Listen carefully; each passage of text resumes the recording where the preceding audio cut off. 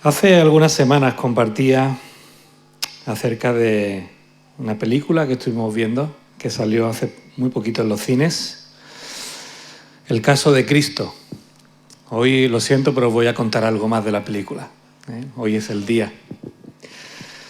No sé si recordáis que comentaba en el boletín acerca del testimonio que narra esa película de Lee Strobel, ese periodista del Chicago Tribune en los años 80, reconocido por su trabajo, reconocido porque todo lo que escribía e investigaba era algo que tenía peso, y cómo fue reconocido con varios premios a su trayectoria profesional y periodística.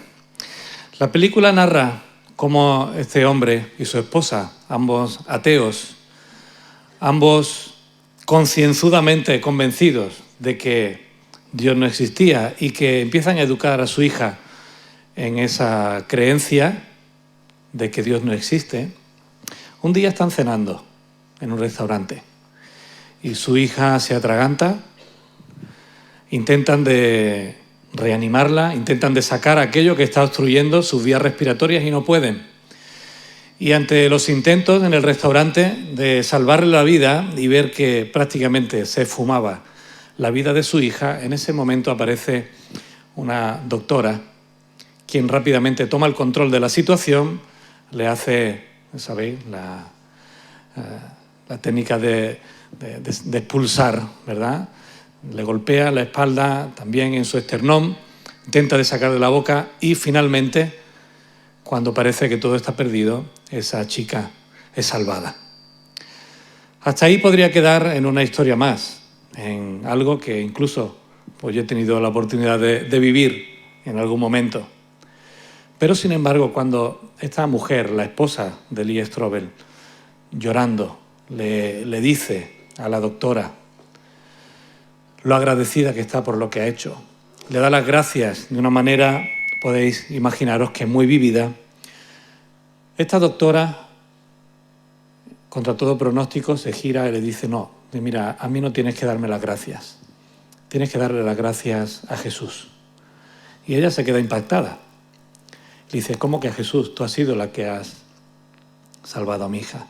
Dice: sí, pero yo iba a cenar con mi marido a otro lugar y cuando pasaba por la puerta sentía que Jesús me decía: quedaros aquí a cenar. Si no hubiera sido por eso, si no hubiera sido por él, yo no habría entrado a este restaurante, tu hija no estaría a salvo. Así que dale las gracias a él, no me la deis a mí. Y no quedó ahí, sino que además le dijo: mira, yo he hecho esto también porque soy doctora en el hospital, y entonces le da el nombre del hospital, y al darle el nombre del hospital, además le dice: yo estoy trabajando allí, si necesitas cualquier cosa, allí podrás encontrarme. Así que después de ese encuentro, se van cada uno por su lado, pero esta mujer sigue dándole vueltas a todo lo ocurrido. Así que pasan unos días y va a buscar a la doctora y allí pues le muestra su total confusión, porque ella, siendo atea, no cree en un Dios vivo. No cree que Jesús esté vivo, ni que Jesús tenga la capacidad de hablar, de comunicarse, ni mucho menos de expresar, pero al mismo tiempo ella siente de que no ha podido ser una mera casualidad. Algo ha tenido que ocurrir en esa situación para que eso sea real. Después de unas cuantas visitas y de unas cuantas conversaciones, esta mujer, la esposa de Lee Strobel, entrega su vida al Señor. Empezó a visitar la iglesia, empezó a escuchar el mensaje de salvación de Cristo Jesús y decide entregar su vida. Cuando tiempo más tarde, meses más tarde, ella le confiesa a su marido que es cristiana, pues hay un revuelo en casa. Él, como periodista de investigación y siendo fuertemente ateo, no puede soportar el que su esposa haya renegado a la fe que tenían, que era una fe sin Dios. Y ante esa situación en la que ella no reniega de Jesús, de lo que ella ha conocido y experimentado en sus vidas, él se enfrenta con una nueva situación de vida. Ahora ya no comparten una misma filosofía, no comparten un mismo modo de vida, y en esa intranquilidad él decide hacer algo. Él decide investigar para demostrar que el cristianismo es una farsa. Decide poner todo su armamento, toda su profesión, todo lo que él ha aprendido y todo lo que él hace, para intentar desmontar la falacia y la mentira del cristianismo. Así que cuando está entrevistando a una persona, ella le da la clave para cómo tiene que afrontar la investigación. Y le dice, si quieres destruir el cristianismo, tienes que ir al hecho más determinante de la fe. Tienes que demostrar que el milagro de la resurrección de Jesucristo es mentira. Porque en eso se basa todo lo demás. El resto tendréis que verlo y tendréis que leer el libro, que para eso está. ¿Pensamos que realmente el cristianismo es el hecho más determinante de la fe? Pablo, y Rosy lo mencionaba al principio del culto, Pablo a los hermanos de Corinto, en su primera carta a los corintios les dijo, si Cristo no resucitó, el mensaje que predicamos no vale para nada. Estoy leyéndolo en la Nueva Versión Internacional, porque es un texto que tiene un contexto, el contexto de que había personas que no creían en la resurrección de los muertos. Sabéis que Pablo algunas veces es áspero, es duro de seguir su hilo argumentativo, así que he elegido una versión popular para que nos ayude a entenderlo con un lenguaje más cercano. Si el mensaje que predicamos no vale nada si Cristo no resucitó, ni tampoco vale para nada la fe que tenéis, le dice Pablo a los corintios. Si eso fuera así, nosotros resultaríamos ser testigos falsos de Dios, puesto que estaríamos afirmando en contra de Dios que Él resucitó a Cristo, cuando en realidad no lo habría resucitado si fuera verdad que los muertos no resucitan. Porque si los muertos no resucitan, entonces tampoco Cristo resucitó. Y si Cristo no resucitó, vuestra fe no vale nada. Todavía seguís en vuestros pecados. En este caso, también están perdidos los que murieron creyendo en Cristo. Si nuestra esperanza en Cristo solamente vale para esta vida, somos los más desdichados de todos. Pablo reconoció que la resurrección de Jesucristo marca una diferencia entre un hombre, una mujer, antes cualquiera que sea su situación y la situación de encontrarse con Cristo, el Hijo de Dios. Porque la resurrección, como ya vimos hace algunos meses, es demostración del poder de Dios. Poder en aquel momento, cuando resucitó a Jesucristo, es demostración de poder de Dios hoy para todo aquel que cree, pero además será demostración del poder de Dios en el futuro, cuando los que hayamos entregado a Él nuestras vidas, veamos con nuestros propios ojos y experimentemos esa resurrección también. Así que, si Cristo resucitó, entonces hay algo que puede marcar la diferencia en tu vida. Tienes esperanza, al igual que tuvieron los dos que iban en el camino a Emaús. Posiblemente el año que viene predique sobre eso. Hoy he elegido otro tema. Pero fijaos cómo los dos que van camino de Emaús van con la cabeza agacha. No se nos dice por qué van a Emaús. Pero fuera lo que fuera que ellos iban a hacer, cuando tienen el encuentro con el resucitado, a partir de ahí les dio igual. Pusieron en sintonía todo lo que les habían dicho las mujeres, incluso lo que Pablo les había dicho. no le dieron crédito y se fueron a algo, a Emaús. Pero cuando tienen el encuentro con Jesús, ya lo que vale no es solamente el testimonio de las mujeres y de Pablo, sino que ellos lo han visto, lo han experimentado, le han tenido delante de ellos. ¿Y qué hacen? Volver corriendo a ser ellos unos más de los que hablen acerca de que Jesús está vivo. ¿Por qué tenemos esperanza? ¿Simplemente por el hecho de que Jesús resucitó? ¿Simplemente porque hubo alguien que resucitó en el pasado, eso ya tiene que traer esperanza a nosotros? Estamos hablando en las últimas semanas acerca del Espíritu Santo.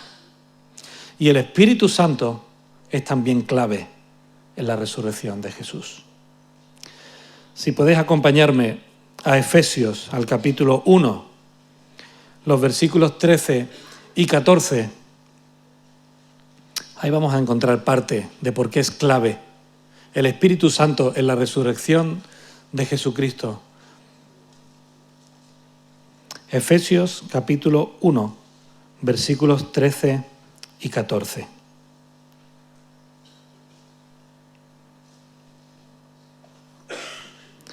Dice así la palabra del Señor. En Él también vosotros, habiendo oído la palabra de verdad, el evangelio de vuestra salvación, y habiendo creído en Él, fuisteis sellados con el Espíritu Santo de la promesa, que es las arras de nuestra herencia, hasta la redención de la posesión adquirida para alabanza de su gloria. Pablo en este capítulo 1 está recordando a los efesios cuáles son las bendiciones que tenemos todos aquellos que hemos podido disfrutar de tener y de haber creído a Jesucristo como nuestro Salvador personal.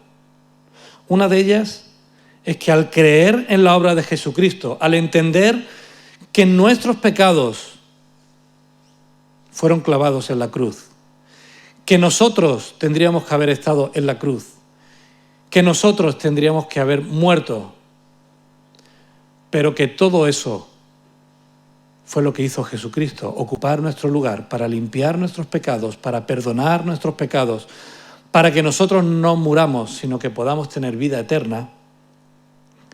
Al entender eso, al arrepentirnos y al entregar nuestra vida a Él, al reconocerle como nuestro Señor y Salvador personal, entonces hemos recibido una de las mayores bendiciones que la vida eterna puede traer mientras estamos aquí. Y es que hemos sido sellados con el Espíritu Santo. El sello es señal de pertenencia. Cuando nosotros por la fe entregamos nuestra vida a Dios, Él nos pone el sello de su pertenencia y nos dice: tú eres mío. Y pone su Espíritu Santo en nosotros como ese sello de pertenencia a Dios. Pero ¿qué más dice? No solamente que nos ha sellado con el Espíritu Santo, no solo nos ha puesto un sello para que Él nos conozca y nadie nos confunda, de alguna manera parabólica hablando, sino que además usa también otra parábola acerca de lo que es el Espíritu Santo para nosotros. Dice que es las arras de nuestra herencia. ¿Sabemos lo que son esas arras de nuestra herencia? ¿Es acaso lo que los novios hacen en algunas ceremonias? Intercambiarse unas monedas que se les llama arras. ¿Es ese el significado que tiene? Pues no es el significado que tiene. Supongo que esto que voy a contar a algunos de vosotros os ha pasado, seguro, porque vivís en el mismo mundo que yo. Hace algún tiempo, el año pasado, tuvimos que reformar el cuarto de baño del piso pastoral en Cádiz y fuimos a comprar las losas, ¿verdad? Las losetas que se ponen. Y cuando teníamos elegidas las que queríamos poner y queríamos el encargo, vino la pregunta mágica: ¿para cuándo lo quieres? Pues ¿no las tienes? No las tengo que pedir. Bueno, pues para el martes, si es posible, que empieza la obra, Pues nos gustaría tenerla. Muy bien, para el martes. Factura, precio, tanto, ¿te lo tengo que pagar? No. Me lo pagas cuando vengas a recogerlo. Pero, siempre hay un pero, ¿verdad? Tienes que dejarme una señal. 15 euros. No era nada. Así que dejas la señal. Esa señal que tú dejas le dice a quien te vende que te estás comprometiendo a comprar eso cuando venga, es decir, el martes, y vas a pagar el resto, ¿verdad? Esas son las arras. Esos 15 euros es lo que el Espíritu Santo significa en nuestras vidas. Dios ha puesto el Espíritu Santo en nosotros como promesa, como señal de que Él va a cumplir lo que ha prometido. Y es que un día resucitaremos juntamente con todos los santos para disfrutar por la vida eterna con Él. Por eso en Hebreos el autor nos dice: mantengamos firme sin fluctuar la profesión de nuestra fe, porque fiel es quien lo prometió. Él nos ha puesto el Espíritu Santo en nuestra vida. ¿Para qué? Para que no se nos olvide de que un día vamos a estar disfrutando por la eternidad juntamente con Dios. Por eso son arras de vida. Porque no es simplemente algo que tenemos, que bueno, que sí.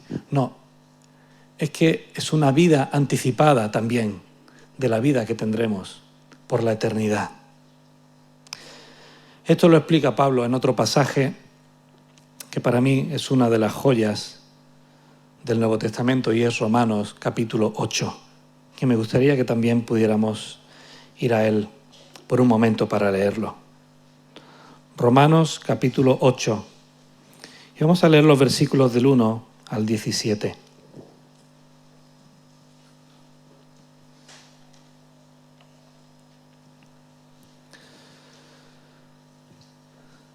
Sería largo de explicar todo el contexto de la carta a los romanos, pero sí hay un mensaje que sobresale sobre todos los mensajes de Romanos, es que la salvación es algo universal, es para todos, para todo aquel que se acerca a Dios creyendo en Él.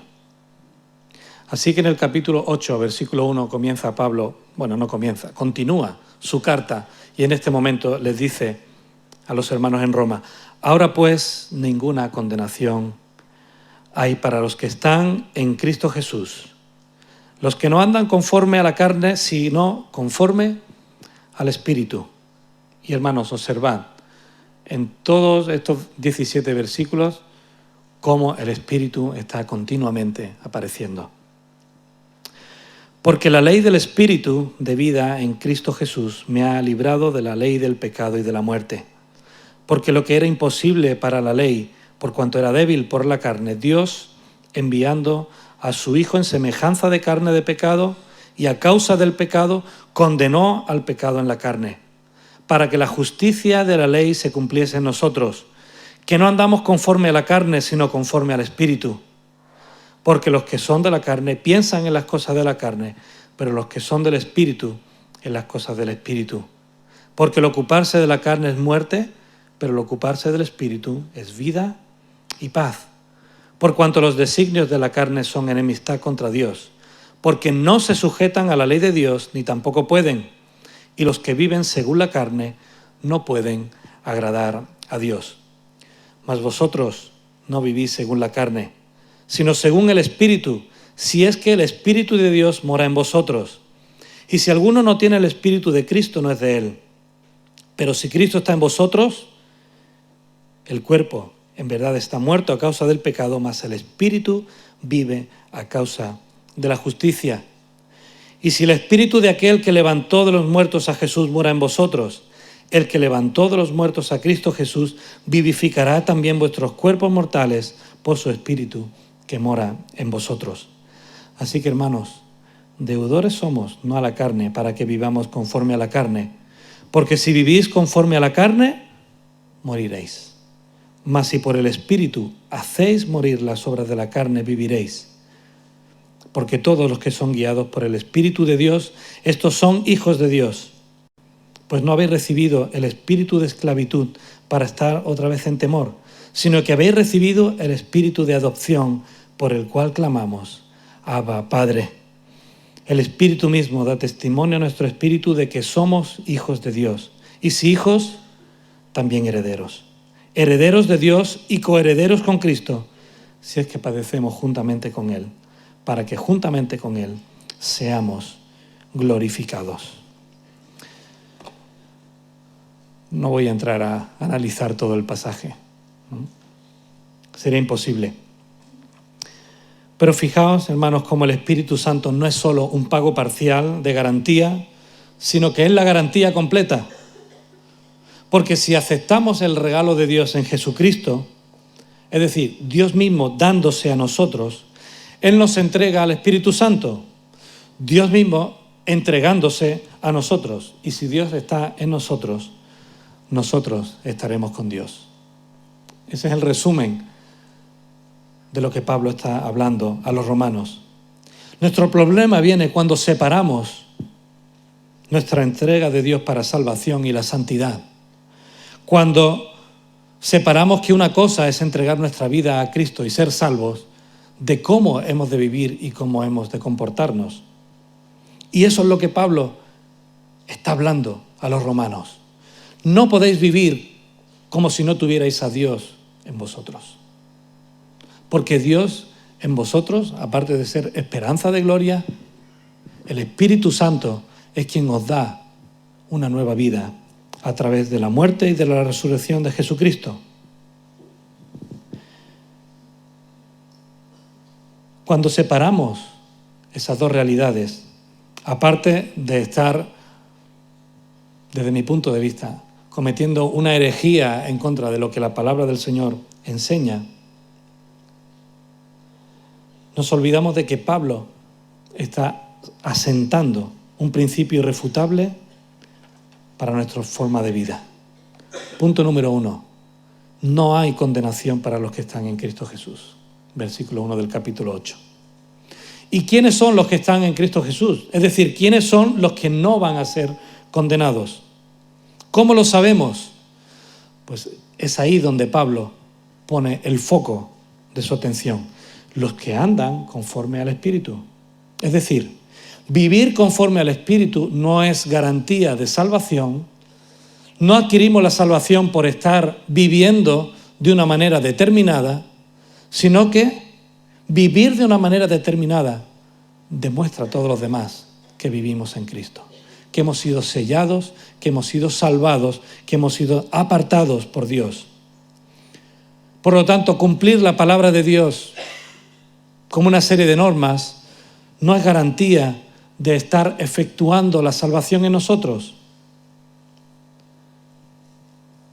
sino que simplemente nos hace ver si estamos entendiendo lo que Cristo ha hecho en nuestro lugar.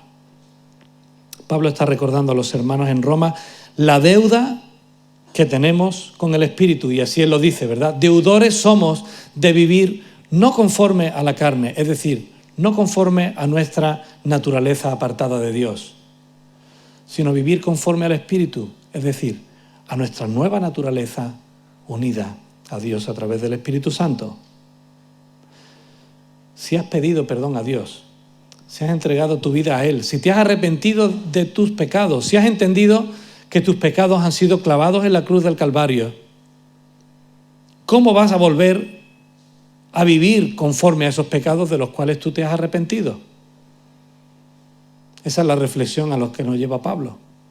Si alguien ha entendido realmente la nueva vida que hay en Cristo y la obra que el Espíritu Santo hace en nosotros, entonces es imposible que esa persona se rearrepienta de esos pecados que se ha arrepentido para volver a vivir de una forma a la cual supuestamente él se ha arrepentido de vivir. ¿Entendéis la argumentación? Esto es malo, yo lo dejo para vivir en lo bueno. Pero entonces cojo de nuevo lo malo y me lo vuelvo a traer para ya no vivir en lo bueno, sino para seguir viendo en lo malo. No tiene sentido. Y por eso Pablo dice, somos deudores a vivir conforme a lo que el Espíritu quiere producir en nosotros. Esa es la deuda que tenemos por la obra que el Señor ha hecho. Demostrar en nuestras vidas lo que el Espíritu de Dios quiere hacer en nosotros, por nosotros y a través de nosotros. Tú ya no vas a querer seguir viviendo como antes, si Dios está en tu vida, si has pedido perdón por tus pecados y has entendido esa obra, presente, pasada y futura. Tu deseo, y ahí es donde Pablo utiliza hacer morir las obras de la carne, eso significa tu deseo, tu voluntad, debe ser el agradar al Espíritu Santo, viviendo como Él manda y dejando que Él produzca en ti esos frutos. La resurrección, hermanos, es vital para nuestra fe, porque gracias a ella tenemos la seguridad y la esperanza de que nosotros también resucitaremos. Por cierto, Lee Strobel no pudo demostrar la falacia del cristianismo. Por más que se esforzó en desarticular todos los testimonios de la fe, no pudo hacerlo. Y al final tuvo que caer de rodillas y entregar su vida a Dios, reconociendo que la resurrección era real. Lo cuento porque antes que la película ya había escrito el libro, él hace mucho tiempo. Y en la biblioteca está por si alguien quiere leer lo que es el fundamento de ese libro.